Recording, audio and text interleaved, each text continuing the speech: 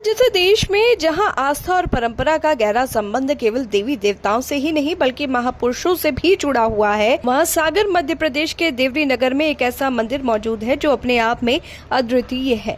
यहां पूजा अर्चना किसी देवता की नहीं बल्कि राष्ट्रपिता महात्मा गांधी की होती है। ये तथ्य चौंकाने वाला जरूर है, लेकिन ये हमारे समाज की उस गहरी सोच को भी उजागर करता है जिसमें महापुरुषों के आदर्श, उनकी तपस्या और उनके द्वारा दिखाए गए रास्ते को धार्मिक श्रद्धा के स्तर पर प्रतिष्ठित किया जाता है। इस गांधी मंदिर की कहानी आजादी के आंदोलन से जुड़ी स्मृतियों में छिपी हुई है। साल 1933 में महात्मा गांधी सागर आए थे और उनकी उसी यात्रा की याद में स्वतंत्रता संग्राम सेनानियों ने इस मंदिर का निर्माण करवाया था।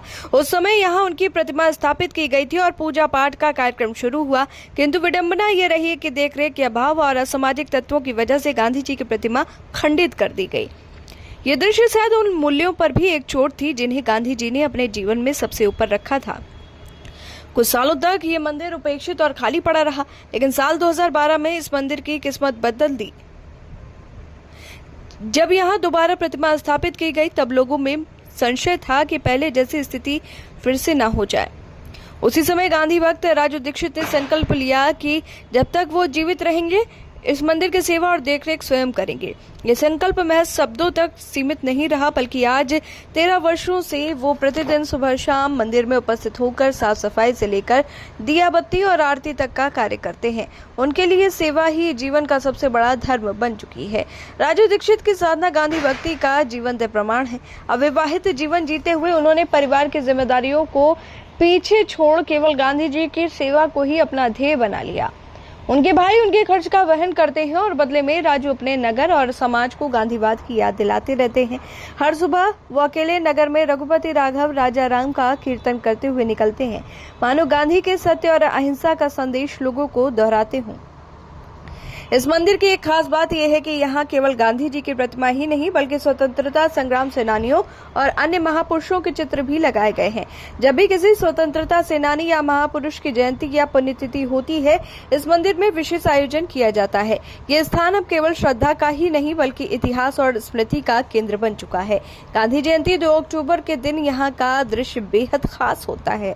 सुबह 5 बजे पूरे नगर के लोग प्रभात फेरी निकालते हैं और रघुपति राघव राजा राम के भजन से गलियां गूंज उठती हैं। मंदिर में दिया बत्ती की जाती है, गांधी जी के संस्मरण सुनाए जाते हैं और स्थानीय स्कूलों के बच्चे रैली निकालते हुए मंदिर तक पहुंचते हैं।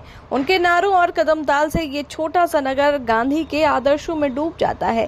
यदि आलोचनात्मक दृष्टि से देखा जाए तो ये मंदिर गांधी जी के विचारों और मूल्यों के संरक्षण का प्रतीक तो है ही, लेकिन उसके पीछे एक गहरी सामाजिक विडंबना भी छिपी हुई है।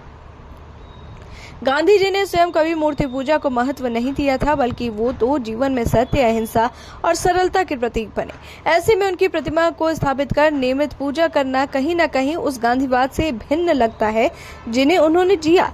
ये प्रश्न अनुत्तरित रह जाता है कि क्या गांधी जी स्वयं इस तरह की पूजा को स्वीकारते।